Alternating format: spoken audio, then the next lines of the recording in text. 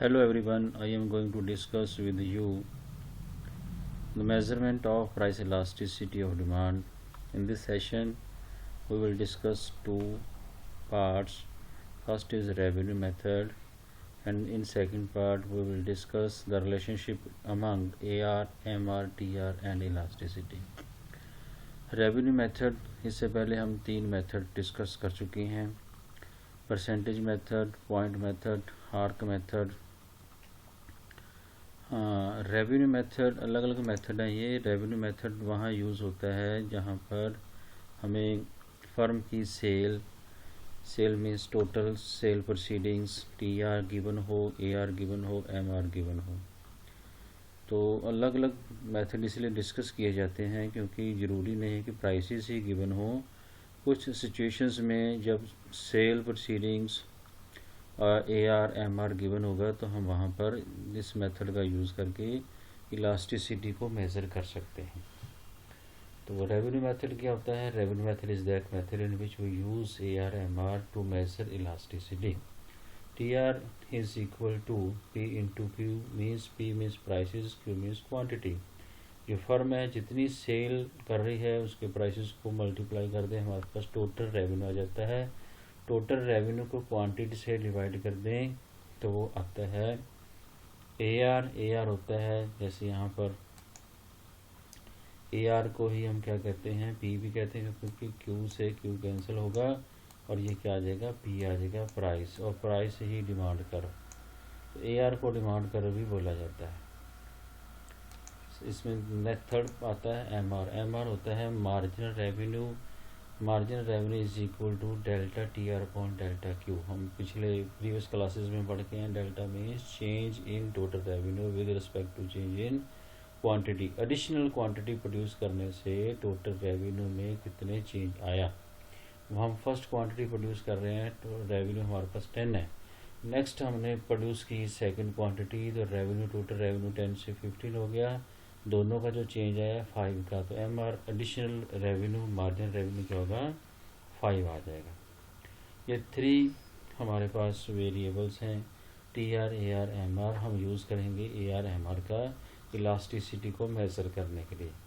According to this revenue method, elasticity is equal to AR is upon AR minus MR। ये formula है, इसका proof देना हो तो हम ग्राफिकली इसका प्रूफ देंगे। This method is also known as graphical method. इसका प्रूफ देना हो तो आप लिखेंगे प्रूफ ऑफ दिस फार्मूला। इसका प्रूफ हम जो है पॉइंट मेथड से देंगे। Elasticity we know that as per point method elasticity is equal to lower portion upon upper portion, and in this figure at point P, lower portion is A, PB and upper portion is PA।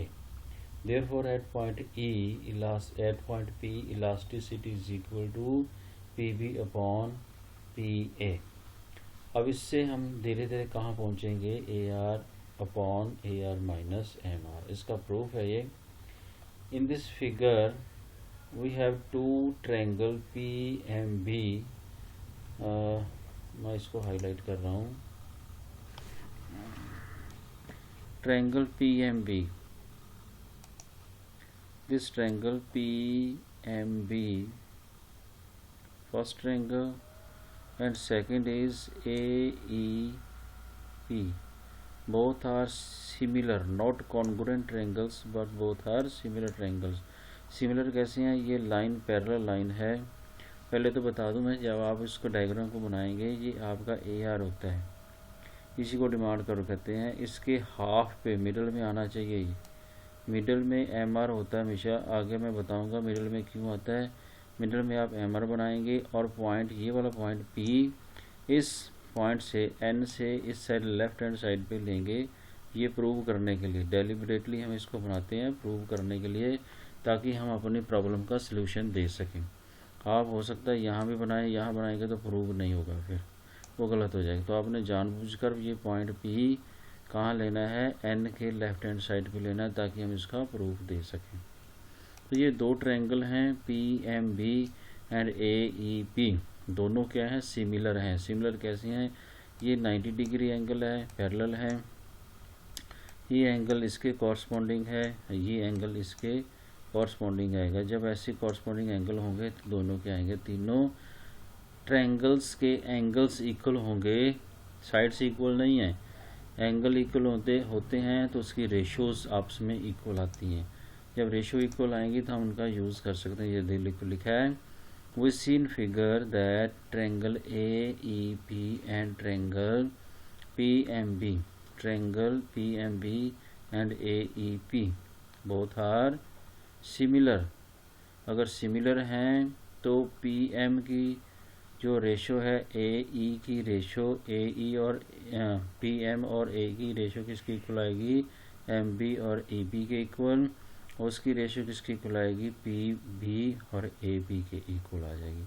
Ratios equal आती हैं sides की, तो हम लिख सकते हैं same value को जो आपने लिखा है PB/PA, PB/PA लिखा है, इसके इस जगह हम क्या लिख सकते हैं, ये लिखा हमने PB/PA, तो हम लिख सकते हैं PM/AE, PM/AE हम लिख सकते हैं, क्योंकि हम प्रूव कर दिया the ratios of these two triangles are equal to each other. Therefore we can write down PB/PA is equal to PM/AE.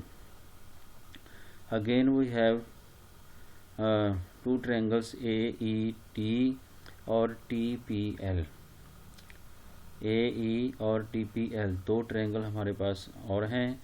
ये दोनों क्या हैं, कॉन्ग्रुएंट हैं। कॉन्ग्रुएंट का मतलब होता है, हिंदी में कहते हैं समरूप। एक होता है समान, एक होता है समरूप। समान के अंदर साइड्स इक्वल नहीं होती, रेशोज इक्वल होती हैं। समरूप के अंदर ट्रायंगल्स के एंगल्स भी इक्वल होते हैं और साइड्स भी इक्वल आती हैं। वो कैसे इक्वल आई हैं, ये पूरे का पूरा आपके पास पार्ट है। इस पार्ट का हमने जब हाफ करेंगे तो ये पार्ट जो हाफ आएगा ये इसके इक्वल आ जाएगा, ये पार्ट के इक्वल। ये वाला पार्ट, ये पार्ट दोनों इक्वल आएंगे क्योंकि हम इसको हाफ में से बना रहे हैं।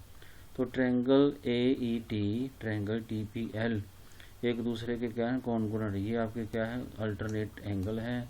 ये 90 डिग्री एंगल इसके इक्वल आएगा, ये आपका कॉरस्पॉन्डिंग एंगल आगे ये वाले अल्टरनेट एंगल। तो ये सारे जब इक्वल होंगे, साइड्स भी इक्वल आएंगी, तो साइड्स इक्वल आएंगी तो इसकी जो है इसको कहते हैं कॉन्ग्रुएंट। जब कॉन्ग्रुएंट होता है ट्रायंगल्स तो हम उनके साइड्स का यूज़ कर सकते हैं। रेशो नहीं यूज़ करेंगे, साइड भी यूज़ कर सकते हैं। जैसे यहाँ लिखा है, यहाँ हम प्रूव कर चुके हैं PB/जो P है किसके इक्वल है, PM/AE। PM हमने लिखा है PM/AE। इट मीन्स AE और PM दोनों हम ये रेशो है हमने इक्वल लिखी है। हम इसकी जगह क्या लिख सकते हैं, देखो क्या लिखा है, because PL is equal to PM-LM। अब हम क्या लिख रहे हैं, PM की जो वैल्यू है उसको हम क्या लिख सकते हैं, PM एज इट इज़, और हमने नीचे लिखा हुआ इसको AE। तो AE इसके इक्वल है, तो हम AE की जगह क्या लिख सकते हैं, PM। और PM को लिखना हो, मान लो इसकी वैल्यू कितनी है 10, और 10 को लिखना हो तो 10 को 10 भी लिखा जा सकता है, 10 को 7 माइनस 10 क्या सकते हैं, 10 लिखना है आपका, 7 लिखना है अपने टोटल, तो हम क्या कर सकते हैं 10-3 भी लिख सकते हैं। ऐसे ये वैल्यू आपने लिखनी है, क्योंकि हम ये प्रूव कर चुके हैं PL इसके इक्वल आएगा। तो आप क्या लिख रहे हो यहाँ पे, PM/AE लिखा है, PM की जगह PM लिखा जाएगा, AE की जगह हम क्या लिख रहे हैं, ये AE जो हमने प्रूव किया है PL के इक्वल है, हम इसको लिख रहे हैं PM-LM। हमने 7 लिखना है तो हम 7 भी लिखेंगे, 10-3 कर देंगे तो भी 7 आएगा। हम इसकी जगह लिख रहे हैं PM-LM, दिस PM-LM। तो वही बात आ जाएगी, AE PL के इक्वल ही रहेगा। तो हमने इसको क्या लिखा, PM/PM-LM। और अब देखो ये डायग्राम है, इस डायग्राम AR के ऊपर कोई भी पॉइंट लें तो AR की वैल्यू बताता है। AR यहाँ पर कितना है, AR है PM के इक्वल। अगर M देखना हो MR, तो MR यहाँ पे ये आएगा, और इस पे MR कितना होगा, LM। ये कर्व है हमारा MR कर्व, ये AR कर्व है। इस पॉइंट पर देखना हो तो MR कितना है, हम कहेंगे ये वाली वैल्यू। इस पे देखेंगे तो एम आर कितना एल एम, तो हम उसको क्या लिख सकते हैं, पी एम को ए आर लिखेंगे, P M is equal to A R, P M is equal to A R minus ये एल एम है, एल एम क्या है एम आर। तो ये प्रूव हो गया आपका, किसी भी पॉइंट पर ए आर एम आर जब आएगा तो हम उसकी इलास्टिसिटी मेज़र करेंगे A R upon A R minus M R. अब कोई वैल्यू गिवन हो, ए आर की वैल्यू 10 है, एम आर की वैल्यू 3 है, तो हम इलास्टिसिटी को मेज़र कर सकते हैं। अगर ए आर 10 हो, 10 अपॉन 10 माइनस 3 तो 10 upon 7, 10 upon 7 is greater than 1, तो इलास्टिसिटी ग्रेटर देन 1 रहेगी। और आपको ये पता है, अब यहाँ मैं और क्लियर करूँगा कि अगर ये मिडल में क्यों बनाया जाता है कर्व। ये एम आर कर्व है, ये हमेशा इसके मिडल में आता है, हाफ पे आना चाहिए। ये हाफ पे आने का रीज़न ये है, अगर ये हाफ पे आएगा, ये हाफ यहाँ पर आएगा इस साइड। और आप ये पीछे पॉइंट मेथड में पढ़ के आए हैं, ये पॉइंट इलास्टिसिटी इस पॉइंट पर हमेशा क्या होती है 1, और इससे 1 इससे ऊपर होती है ग्रेटर देन 1 आएगी, इससे नीचे क्या होती है लेस देन 1। और जब एम आर 0 होगा तो इलास्टिसिटी क्या होगी 1 आएगी। याद रखना हमेशा, क्योंकि इसका फार्मूला रिलेशनशिप के अंदर है। फार्मूला होता है ए आर, जो एम आर है वो formula M R is equal to A R into 1 minus 1 upon E. अब ये आ गया आपका फार्मूला, ये तो ये फार्मूला बनेगा, इसी से ए आर की वैल्यू आ जाएगी। इनमें आपस में रिलेशनशिप है, एम आर अगर 0 होता है तो इलास्टिसिटी हमेशा 1, यहाँ पे इलास्टिसिटी 1 आएगी, इससे ऊपर ग्रेटर है। एम आर जब पॉजिटिव आएगा इलास्टिसिटी ग्रेटर होगी, एम आर नेगेटिव होगा तो इलास्टिसिटी लेस देन 1 होगी। इसको मैं आगे डायग्राम में बता रहा हूँ, आप ये प्रूव आपको समझ आ गया होगा। आगे मैं रिलेशनशिप बता रहा हूँ, T R A R M R में क्या रिलेशनशिप होता है। हमें पता है कि जो टी आर की फुल शेप है, ब्लैक बोर्ड में, हाँ, टी आर की जो फुल शेप है वो ये वाली होती है, दिस इज टी आर। और फुल होता है ऐसे, कभी बनाया नहीं जाता लेकिन होता है ऐसा है। और ये क्या इंडिकेट करता है, T R is maximum at point this. जब टी आर मैक्सिमम यहाँ तक बनाते हैं, अब इस पॉइंट तक, क्यों, क्योंकि ये रैशनैलिटी को शो करता है कि हम प्रोडक्शन करें, प्रोडक्शन मैक्सिमम हो, सेल मैक्सिमम, उसके बाद डिक्लाइन करेंगे तो हम नहीं करेंगे। लेकिन ऐसा भी होता है कि आप इतना प्रोडक्शन करो, आपका रेवेन्यू नेगेटिव हो, 0 हो जाए। हम इतना पढ़ें कि फेल हो जाएं, ऐसा होता नहीं है ना। इसलिए यहाँ तक बनाया जाता है, लेकिन पूरा कर्व यही शो करता है कि ऐसा होता है। और नीचे इसके क्या आएगा, ए आर एम आर आएगा। जब टी आर मैक्सिमम होता है, हम पढ़ के आए हैं, एम आर हमेशा क्या होता है 0, यहाँ पे 0 आएगा। और ए आर हमेशा पॉजिटिव रहता है, ए आर इसके डबल चलता है, हमेशा पॉजिटिव रहता है। ए आर भी 0 हो सकता है जब आपका टी आर 0 आ जाए। तो लेकिन ये पार्ट इतना बनाया नहीं जाता, इसलिए ए आर हमेशा पॉजिटिव रहता है, और एम आर जो होता है पॉजिटिव नेगेटिव 0 भी होता है। अगर एम आर 0 है तो इस पॉइंट पर हमें पता है ये हाफ पे आता है। एम आर 0 होता है तो इलास्टिसिटी 1 होती है। आपसे कोई क्वेश्चन करे कि टी आर कर्व में अगर एम आर 0 है तो टी आर यहाँ होगा मैक्सिमम, और मैक्सिमम पॉइंट पर जो होता है इलास्टिसिटी क्या आएगी, मैक्सिमम पॉइंट पर इलास्टिसिटी 1 आएगी, और इस साइड इलास्टिसिटी क्या होगी ग्रेटर देन 1 आएगी। और इलास्टिसिटी नेगेटिव एम आर 0 होगा तो इलास्टिसिटी लेस देन 1 आएगी। इलास्टिसिटी साइड लेस देन 1 हो जाती है, याद रखना ये हमेशा, ये इलास्टिसिटी लेस देन 1, इसलिए ये हमेशा हाफ पे बनाया जाता है। हाफ पे बनाने का कारण क्या है, क्योंकि ये हाफ इसको ए आर को मिडल पॉइंट पे क्रॉस करेगा। अगर ये हाफ पे नहीं बनाएंगे, मान लो आपने यहाँ ऐसे बना दिया ऐसे ही, तो इसका पॉइंट यहाँ आ गया, हाफ पे नहीं आ रहा, हाफ पे नहीं आ रहा, तो इलास्टिसिटी यहाँ पर 1 नहीं हो सकती। इलास्टिसिटी हमेशा 1 सेंटर पॉइंट पे आएगी, इसलिए इसको हाफ पे बनाएंगे तो सेंटर पॉइंट पे 0 आएगा। एम आर 0 होगा तो इलास्टिसिटी 1 है, एम आर पॉजिटिव है इलास्टिसिटी ग्रेटर देन 1 है, एम आर नेगेटिव है तो इलास्टिसिटी लेस देन 1 है। इसके फार्मूले भी हैं और इसको आप एग्जांपल से भी प्रूव कर सकते हैं। ये ग्राफिकल प्रेजेंटेशन थी, मैंने आपको बतानी थी। मुझे उम्मीद है कि आपको समझ आई होगी।